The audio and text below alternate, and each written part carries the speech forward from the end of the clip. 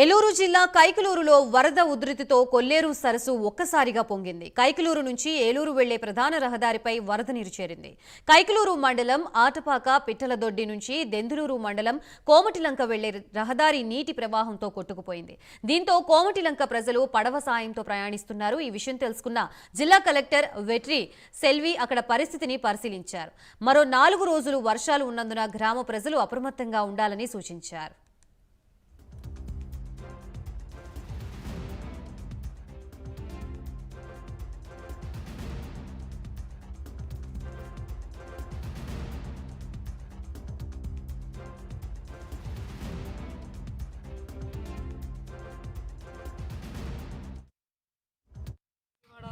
అంతా మునిగిపోయి వాళ్ళకి సప్లై చేయడం కూడా జరుగుతుంది. ఒకవైపు మన జిల్లాలో గోదావరి రివర్ కూడా పెరుగుతూ ఉంది. ఫస్ట్ వార్నింగ్ దగ్గర వచ్చేసాము.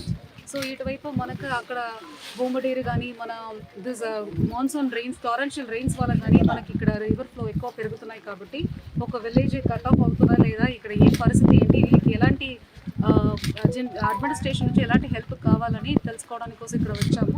ఊరు అక్కడ ఉన్నారు, ఆల్రెడీ రోడ్ కట్ ఆఫ్ అయిపోయి ఉన్నాయి. సో ఇక్కడ నుంచి ఆ ఊరు రిప్రజెంటేటివ్స్ తోటి మాట్లాడడం జరిగింది.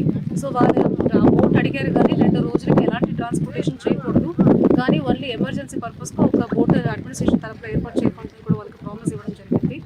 అది కాకుండా ఎసెన్షియల్ కమోడిటీస్ వాళ్ళు బయట రాకుండా ఉండడానికి మేము మోస్ట్లీ ఇలాంటి ఎసెన్షియల్ కమోడిటీస్ తీసుకోవడానికి బయట వెళ్తామని చెప్పారు. కాబట్టి దానికి కావాల్సిన ఐటమ్స్ కూడా మన జీవో ప్రకారం వాళ్ళకి ఇవ్వడం జరుగుతుంది. అది కాకుండా ఏమైనా స్నేక్ బైట్ అలాంటి ఇష్యూస్ ఇక్కడ రావడానికి అవకాశం ఉంది. కాబట్టి అది ఓన్లీ మెడికల్ ఆఫీసరే చేయాలి. కాబట్టి మనకి ఇక్కడ నియరెస్ట్ పిహెచ్ మెడికల్